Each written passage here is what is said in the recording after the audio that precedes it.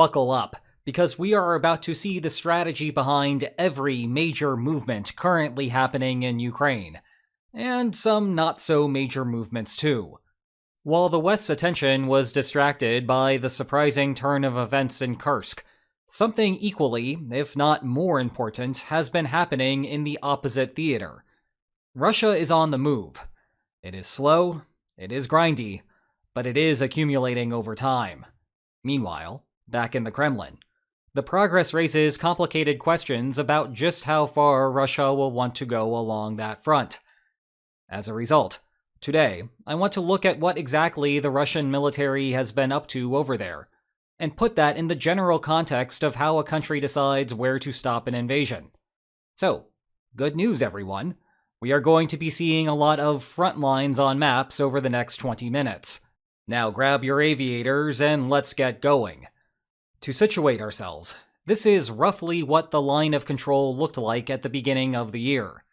In the interim, there have been 6 interesting developments, or, in a couple of cases, non-developments. From north to south, these areas are the Luhansk front, what has happened east of Bakhmut, the Pokrovsk salient that receives the most attention right now, the quiet case of Vuhledar, Zaporizhia just to the east of it, and finally what is happening along the Dnipro River. We will explore each of those in depth in a moment. However, for this video, I'm going to limit the focus to just what is happening on the ground, plus what Russia's intent in these areas may be. Actually, this video started out as an explanation for why the front lines are moving in the manner that they are.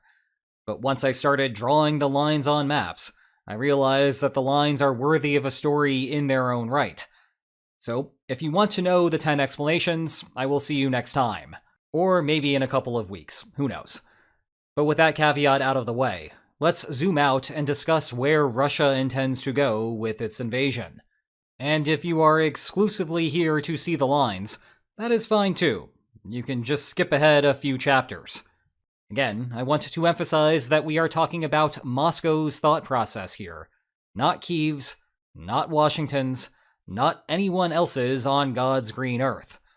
Obviously, Ukraine in particular gets a veto here in practice, but it is better to focus on just one side of the political problem in a single video. Same goes for the United States with its indirect ability to influence decisions through aid, a power that the Biden administration appears to be exercising once again. One of the presidential candidates will also get a say depending upon who wins the November election, which I suppose makes Taylor Swift's opinion matter indirectly through mobilizing voters for one candidate. But those issues aside, in broad strokes, if you are sitting behind the decision-making desk in Moscow, there are 3 factors that you need to keep in mind. First is what is militarily possible. Yes, we have all seen the maps coming from Russia that appear to swallow all of Ukraine whole, or just leave a tiny landlocked fraction of the country remaining. Given the Kremlin's writings on the subject, a complete annexation may indeed be the optimal outcome in an ideal world from Russia's perspective. The thing is, though, in anyone's ideal world, we do not live. Indeed, Russia demonstrated an inability to secure Western Ukraine in the early months of 2022. And though the Kremlin has corrected many of its errors in the meantime, that general incapacity still remains today. So, yes, Russia is chipping away in the east, as we will see in a moment. However, the question for inside the halls of the Kremlin is not how far west to go, but rather where in the east to stop. That takes us to the second question: what is politically feasible?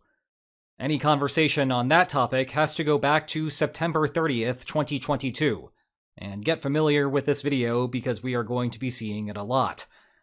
That signature marked the official annexation of the Luhansk, Donetsk, Zaporizhia, and Kherson Oblasts into Russia by Russian law. This was the consequence of another quirk in Kremlin politics. Only 9 days earlier, Putin had taken a calculated political risk and announced the mobilization of hundreds of thousands of Russian soldiers. One slight issue: conscripts are only intended to serve on Russian soil. Well, modern problems require modern solutions, and so the Kremlin declared those oblasts Russian. The long-run issue has become what happens if Russia does not control all of that territory by the end of the war. Does Putin worry that he will face domestic challenges if part of this sacred Russian territory is still administered by Ukraine? Or is the Kremlin insulated from the situation, just as it seems insulated with all sorts of other problems in the country? The answer determines how far Russia will want to run up against the limitations of its military capacity. The last of the three factors is the defensibility of the final line of control. To appreciate the importance of this consideration, look no further than that world-famous demilitarized zone that still lies between North and South Korea, almost 3/4 of a century past the end of that war. Like most conflicts, the physical fighting between Russia and Ukraine will not solve the underlying philosophical disagreement between the two countries. Rather, a hypothetical ceasefire will reflect a recognition that continued war is costly, and that neither side believes that further fighting will result in a better outcome than the frozen line. However, keeping that line stable may also require substantial military outlays, which are expensive in their own right. Not as bad as losing thousands of people a month, perhaps, but still a large line item in the budget each year. As a result, geographic features that naturally create defensible boundaries are helpful. Okay, that takes us to the 6 spots along the Eastern Front that are worth highlighting. We should begin with the Dnipro River front because it cleanly illustrates all 3 points. It turns out that this is one of the areas of non-movement. Indeed, little of note control-wise has happened there since Russia retreated from Kherson in November 2022. Now, what has changed is the geography. The land itself looks quite a bit different as a consequence of what is widely believed to be the Russian sabotage of the Kakhovka Dam in June 2023. To wit, here is what the area looked like before the dam's destruction. Note that throughout this section, it is Russian-held land south of the river, and Ukraine-held land north of it. But regardless, this again is the before, and this is what it looked like afterward. Pay no attention to the surrounding areas. The photo after was taken in the fall, while the photo before was taken in the winter. As a result, afterward looks livelier, whereas before looks drearier. Instead, note that the dam was here, and look at the reservoir behind it. Or, rather, look at the reservoir that was behind it. The comparison is even starker when you zoom out. It is just gone. Dam or no dam, though, the river remains wide enough that any major crossing would be a highly risky operation. That checks off both the military feasibility and the defensible boundary boxes as something that might be sustainable. Political feasibility is another story, however. The problem is that Kherson Oblast has the geographic quirk of Kherson City lying on the opposite side of the river, and thus Russian law recognizes this as Russia, despite blue and yellow flags all over the place there now. Actually, this was a major point of contention in Moscow back in the fall of 2022, with the Kremlin's political faction wanting to not withdraw for that very reason, and the military faction believing that it was a losing cause, with Commander of Forces Sergei Surovikin especially vocal. Well, his message was clear even if his face is not right now, but put a pin in that for later. Heading back to the big board, Zaporizhia is the next front worth mentioning. But once again, not much is happening there. Here is the extent of Russian control at the start of the year. Note that this is the empty reservoir, and the Zaporizhia nuclear power plant is over here. Meanwhile, this is the extent of Russian control now. You would have to squint to see anything worth noting. It is basically this area here, which Ukraine gained during its 2023 summer counteroffensive, but has lost back to Russia in the time since. I swear there will be more action later in this video. Just give me a minute. Unlike Kherson, there is no natural geographic explanation here, as the river curves and leaves the eastern part open. And there is also a valuable target: Zaporizhia City, metro population 841,000, and also home of this stylish tourist board logo. Military feasibility runs into a problem here, though, as Ukraine would mount a substantial defense to try to protect not only the tourism board, but also the city itself. There would be a later period problem for Russia as well, in that Zaporizhia City's metro area extends west beyond the Dnipro. See, the oblast lines get crazy. That is primarily why Russia's pressure here has mostly been bombings. Same story in Kherson, actually.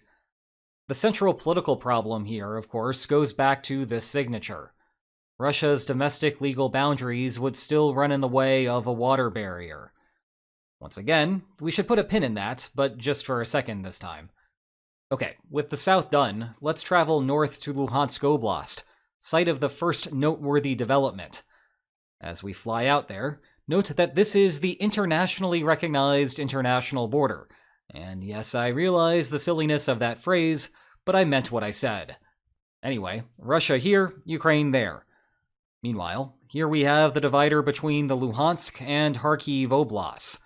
That would make this line an internationally recognized domestic border, or for those of you in Russia, a domestically recognized international border. God help us all. The creeping red area takes us to the line of control from the start of the year. This part is noteworthy in that Russia had already crossed into Kharkiv, even though, remember, that this is Russia-recognized Russia, and this is Russia-recognized not Russia. Isn't international politics fun? Anyway, this is where the front has moved to since then. The salient forming here is interesting. What is missing from this picture is how the Oskol River runs like this. Tactically, what Russia appears to be doing is to create a de facto pocket here, which will then force Ukraine to withdraw. It is basically what Ukraine aimed to do in Kursk, but that Russia has thus far repelled. I will avoid going into the details given that we just had an entire video on those maneuvers. Back in Luhansk, the plan would be to wash, rinse, and repeat down the line until Russia is flush up against the Oskol. Now, whether Russia has the military capacity to go beyond that is an open question. At the broad strategic level, Moscow might like the idea of using its northern incursion to pinch Kharkiv city here, and then get support from the east. Of course, each day that passes, that seems more and more like a stretch for Russia to pull off. This is what the front line looked like on July 1st, about 2 months into the offensive. And this is what it looks like now. The difference is basically just on the easternmost part. And even then, that is a bit misleading, because Russia was just filling in a section of contested space, rather than trying to contest new areas. Meanwhile, Ukraine was doing the same thing on the far west, effectively offsetting everything. In essence, the Russian incursion there took advantage of a lack of Ukrainian staffing and fortifications. But it lacked independent strength. Think of it as a Kursk offensive, but over a substantially smaller portion of territory. Meantime, if things ever did get worse, Ukraine would want to put even more effort into the defense of Kharkiv than of Zaporizhia, and so we are running up against the military feasibility part. Given that, the Oskol would be a sensible place to stop. Yes, it would require more investment in defensive positions because it is not nearly as wide as the Dnipro, but it does check that third box. And politically, it is fine. Remember, we are looking at a region that extends past the Luhansk border. Indeed, that actually might help make the problems with Kherson and Zaporizhia more politically feasible for Moscow. The pitch to domestic audiences would be that the large land bridge to Crimea is intact, and those deeper areas of Kherson and Zaporizhia were never really of vital interest to Russia anyway. Meanwhile, this extension in the north reflects the true historical borders of the Luhansk Oblast, and so it represents an acceptable swap. With that, we get to the meat of Russia's advances, the 3 separate areas within the Donetsk Oblast. Bakhmut is the most basic of these, so let's begin with a certain mercenary's favorite locale, Here is where things stood at the beginning of the year. At the time, the sensible targets were initially to the high ground of Chasiv Yar, which second would open up a window to the more populated city of Kramatorsk. Given how much blood was spent to reach Bakhmut back during the era of Yevgeny Prigozhin and the Wagner Group, one might expect there to have been serious progress here. Instead, it has been a very slow crawl. If there is a success story for Ukraine along the Eastern Front this year, it is this. At least thinking about it relative to expectations, rather than in terms of absolute movement. The defense of Chasiv Yar has left Kramatorsk relatively protected, and thus kept Ukraine in Donetsk in more than just the strictest of senses. The second Donetsk hotspot is in Vuhledar, right along the point where the front line begins to turn to an east-west direction. Russia had twice tried major offensives on the town in 2022 and 2023, only to be repelled back at great cost, despite the town being small and seemingly inconsequential. But a pre-war population of 14,000, along with a large coal mine, was enough for them to keep going. Well, 2024 is another year. This is what the line of control looked like in January, and this is what it looks like now. Obviously, Russia is going for an encirclement here. With further progress made on the eastern side, a pivot westward would seal everything. However, imposing the road network onto your screen shows a more immediate problem. There are two main ways into the town, and Russia has sealed off both of them. There is also a dirt road that comes in from the north, but I am looking at my calendar right now, and I do not think that Ukraine wants to bet on mud. Thus, even without a full encirclement, Ukrainian troops face a dilemma of whether to fight with limited supplies. Or, alternatively, there is still a pathway to retreat, which would spare Russia the expense of a direct assault. That would indeed come at a high price. Most of the town is empty of civilians, as this 7-month-old official police photo shows. What is left is an endless stream of hollowed-out buildings, which serve as perfect hiding places for the soldiers who remain. But, then again, no Ukrainian soldier wants to be caught up in such a siege. This is the most likely place where something major will happen soon in the war, so keep an eye on it. The final Donetsk hotspot is the one that you likely have heard the most about, because it has been in the news for months now, much to the dismay of English speakers who keep having to try to say it. Pokrovsk. This one is worth giving a more expanded timeline on. Here's where things stood at the beginning of the year. The first major change was the capture of Avdiivka. Then a salient formed that broadly pointed toward Pokrovsk. The benefit of a successful push all the way out there would be to disrupt Ukraine's supply chain in the region, as Pokrovsk is a key logistics hub. However, rather than go straight there, Russia has more recently pivoted to try flattening out the salient. Rewinding, the concern before was that Ukraine could initiate a pincer counterattack from the north and south. The main effort for the short term now appears to be a gambit to envelop this part here, and it is indeed slowly closing, with Ukraine at risk of encirclement in yet another location. Nevertheless, Russia would eventually like to return to the Pokrovsk push. They still have about 10 kilometers to go before the city, though, and the city itself promises to be a meat grinder. As the seasons start to turn, it could become the winter of 2025's answer to the Battle of Bakhmut.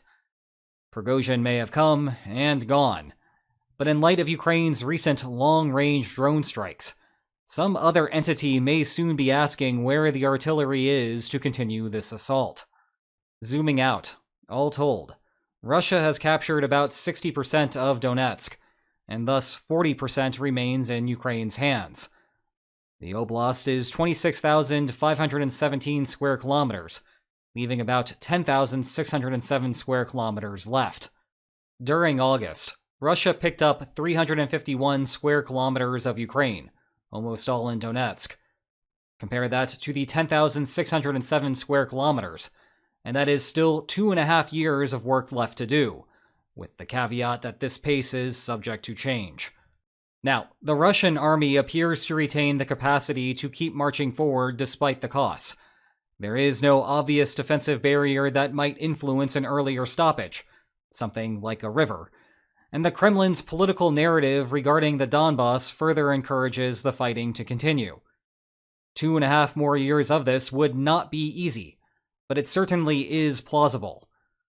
All of that suggests that there will be enough political will to continue the process, absent some major change in the Kremlin's internal dynamics. Meanwhile, as for changes in the dynamics of these outros, nope, we are still looking at 2 awesome books about the war, both written by your favorite political will. Check the video description for more information about them. And if you enjoyed this video, please like, share, and subscribe, and I will see you next time. Take care.